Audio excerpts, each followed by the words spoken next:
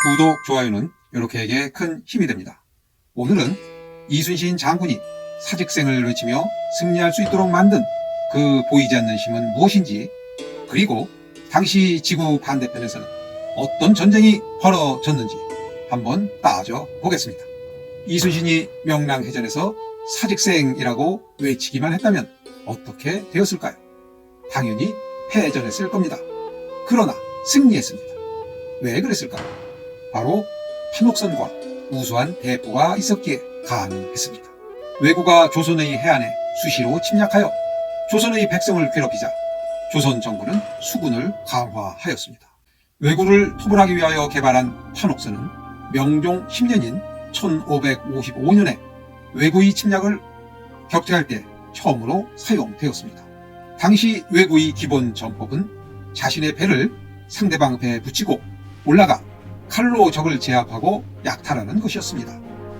이를 대비하기 위하여 판옥선의 높이를 높게 하여 왜구가 배를 판옥선에 붙여도 올라오기 어렵게 하였습니다.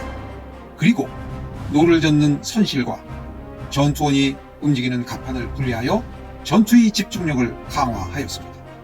또한 판옥선을 크게 만들어 대포를 여러 대 장착하여 화력을 강화하였고, 배 바닥을 평평하게 하여 바다에서 180도 쉽게 회전하였습니다.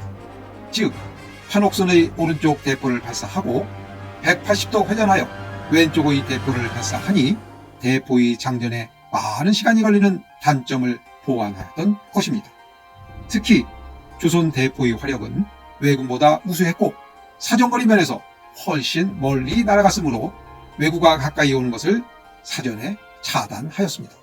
이순신이 지휘봉을 잡은 전투에서 조선 수군의 사상자가 적게 발생한 것은 접근전을 허락하지 않는 전술 덕분이었습니다.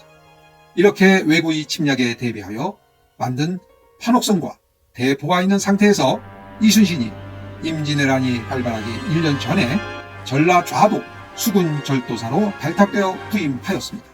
이순신은 부임하자마자 전함과 무기를 점검하고 정비하고 거북선을 개발하는 등 왜군의 침략에 대비합니다. 그리고 명량해전에서는 조수 간만의 차이가 큰 울들목으로 왜군을 유인하여 격퇴하지요. 이것이 바로 사직생의 외침 뒤에 보이지 않는 승리의 주역입니다. 비슷한 시기, 비슷한 전쟁으로 유럽에서 발발한 칼레해전을 소개하겠습니다.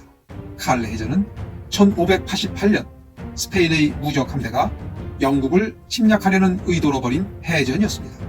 스페인의 축구 대표를 무적 함대로 표현한 것은 여기에서 유래하였죠. 영국 남부 도보와 프랑스 북부의 칼레 사이 30km의 좁은 해역을 사이에 두고 칼레 해전이 벌어집니다.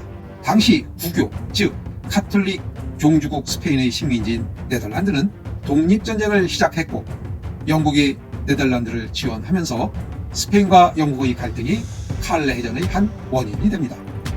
스페인 무적 함대의 전략은 왜군과 같이 적군의 배에 붙이고 기어 올라가 백병전을 벌이는 것입니다. 반면 영국은 조선의 수군처럼 장거리 대포를 이용해 최대한 멀리 떨어져 전쟁을 하는 것입니다.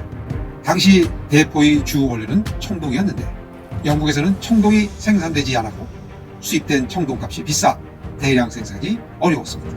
영국은 칼레 해전이 발발하기 전에 주철을 이용하여 대포를 대량 생산하는 방법을 개발하여 스페인 함대에 대항하기 위해 많은 대포를 장착한 함선 개발에 성공합니다. 또한 전쟁 당시 강한 바람이 불어 영국군에게 유리하게 작용하였으니 스페인 무적 함대는 힘을 제대로 쓰지 못하고 도망가게 됩니다.